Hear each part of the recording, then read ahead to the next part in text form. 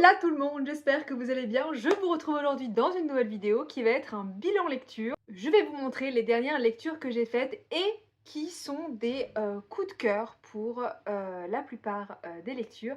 J'ai donc 4 lectures à vous présenter. Je vais vous présenter La librairie de la place aux herbes d'Éric de Kermel, publié aux éditions J'ai lu.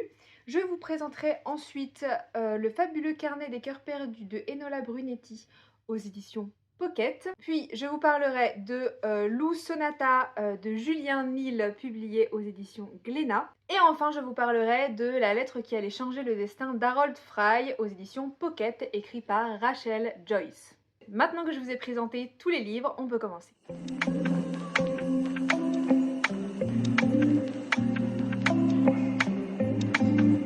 Dans la librairie de la place aux herbes, on va suivre Nathalie qui décide de réaliser un de ses rêves et de racheter une librairie qui est à Uzès sur la place aux herbes justement. Au fil des chapitres, nous rencontrons les divers clients de la librairie de la place aux herbes et nous nous rendons compte à quel point leurs histoires sont riches et à quel point ils sont tous différents les uns des autres. Toutes les histoires sont extrêmement touchantes et ça nous fait nous rendre compte à quel point le métier de libraire est aussi un métier de soin, puisque finalement un livre peut totalement changer un mood, changer une façon d'être et également faire réfléchir sur sa propre situation.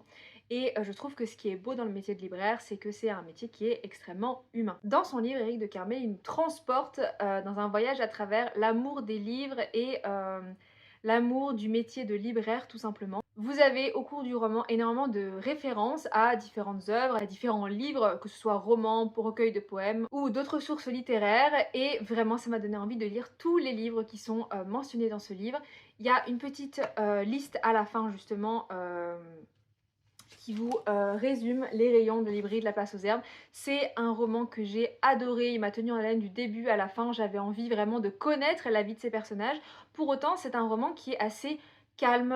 C'est une lecture que je trouve parfaite pour l'hiver puisque ça va vraiment vous mettre comme dans un cocon et je trouve que c'est vraiment appréciable en ce début d'hiver. J'ai vraiment adoré ce livre qui me donne envie d'être libraire mais qui me donne envie aussi de visiter la ville d'Uzès et de visiter la librairie de la place aux herbes puisque la réalité a un peu rattrapé la fiction et Éric de Kermel, l'auteur de ce livre, a racheté avec quelques amis la librairie de la place aux herbes, donc finalement la boucle est un petit peu bouclée. Passons maintenant au livre Le fabuleux carnet des cœurs perdus. Il est comme ceci. On va suivre Madeleine qui un jour découvre un carnet et dans ce carnet il est écrit: si votre vie va entièrement bien, reposez ce carnet et laissez-le pour quelqu'un d'autre. Mais si ça ne va pas, vous pouvez continuer à lire. Elle va décider de garder ce carnet et ça lui permet de faire une introspection sur son existence qui commence à lui échapper. Le livre passe entre les chapitres de Madeleine, donc le personnage dont je viens de vous parler, et Claire qui est une amie de Madeleine, qui est une personne qui s'est vraiment relevée grâce à sa passion et notamment son business sur les bracelets avec les pierres. C'est un livre qui est très orienté développement personnel et personnellement pour moi c'est un bilan un peu en demi-teinte. Premièrement, si j'ai vraiment apprécié le personnage de Madeleine que j'ai trouvé assez touchant et que j'avais vraiment envie de voir réussir dans son introspection, j'ai pas du tout aimé le personnage de Claire.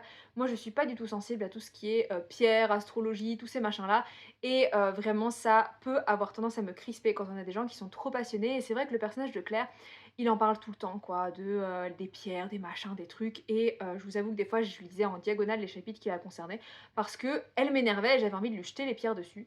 Je suis désolée mais c'est vraiment un personnage qui m'a tendue. Pour autant, j'ai trouvé que la fin de ce bouquin était très bien puisque la fin est inattendue et est assez émouvante, donc c'est un bilan qui est plutôt positif de ce côté-là. C'est un livre qui est plutôt facile à lire et qui est agréable à lire. Après, je suis toujours un peu vigilante avec les livres de développement personnel parce que je trouve que c'est des livres qui induisent qu'on peut se sortir de n'importe quel problème avec un peu de volonté et de la méditation. Alors je caricature beaucoup, hein, si vous êtes fan de développement personnel, je pense que vous allez peut-être criser avec ce commentaire, mais voilà, c'est des romans qui induisent qu'en lisant un bouquin, on peut faire le même travail que Madeleine et que tout va aller mieux dans notre vie. Je trouve que c'est des raccourcis qui peuvent être dangereux parce que s'il y a des problèmes dans votre vie et si ça va vraiment pas, moi je vous invite à aller voir un psychologue qui vous permettra de travailler beaucoup plus efficacement.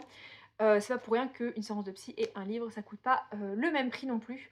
Donc voilà, c'est un peu, je trouve ça toujours un peu en demi-teinte les livres de développement personnel. J'ai tendance à me méfier un petit peu et je pense que cette méfiance que j'ai à l'intérieur de moi vis-à-vis du développement personnel et encore plus avec toute la tendance des pierres, des machins, ne m'a pas permis d'apprécier entièrement le livre. On va ensuite passer à la BD Lou Sonata 2 écrite par Julien Nil qui est comme ceci. C'est le deuxième tome de Lou Sonata et cette fois-ci Lou et ses amis vont créer un festival de musique dans le village de Mortebouze. Si vous avez l'habitude des histoires de Lou, vous connaissez le village de Mortebouze. Et comme d'habitude dans les histoires de Lou, rien ne va se passer comme prévu.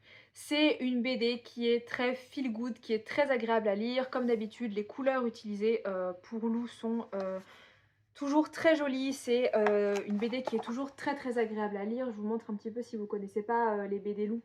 Mais c'est comme ça que ça se présente. Moi je suis très attachée au personnage de Lou et j'ai apprécié que dans cette BD on nous fasse découvrir un autre visage du personnage, mais en même temps il y avait plein de petites refs aux anciens tomes. Autant Lou Sonata 1 vous pouviez le lire sans avoir forcément lu tous les autres Lou, autant celui-ci il y a tellement de refs que je vous conseille vraiment d'avoir lu d'abord tout ce qui concerne Lou, tous les autres tomes avant de vous engager dans celui-là. Le seul bémol, c'est que j'ai tellement apprécié cette BD que je l'ai trouvée super courte. Pourtant, c'est pas une petite BD, hein, elle est assez conséquente, mais voilà, je trouve que ça se lit très vite, ça se lit trop vite. J'avais envie de rester plus longtemps dans l'univers de Lou, donc je suis un peu déçue que ce soit si vite et qu'on attende encore. Le Lou Sonata 3, j'espère que ça sortira bientôt, mais gros coup de cœur pour cette BD. Et enfin, dernier livre, je vais vous parler de la lettre qui allait changer le destin d'Harold Fry. On va suivre l'histoire d'Harold qui est retraité et un jour il va recevoir une lettre de son amie qui lui explique qu'elle a le cancer et qu'elle est en phase terminale et hospitalisée. Il décide de lui écrire une lettre de remerciement et puis de bon rétablissement, lui apportant toutes ses amitiés.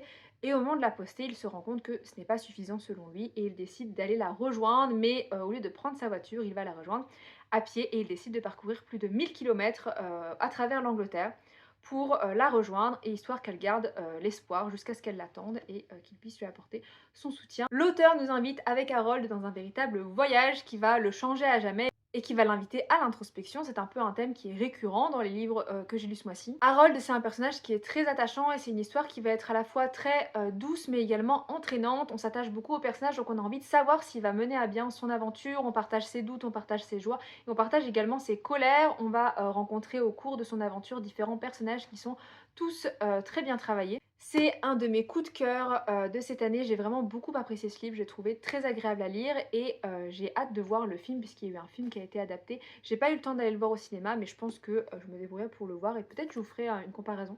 Mais vraiment je vous conseille vraiment ce livre. C'est la fin de cette vidéo, j'espère qu'elle vous aura plu. N'hésitez pas à me dire en commentaire les livres que vous lisez en ce moment et si vous avez lu certaines des lectures que je propose.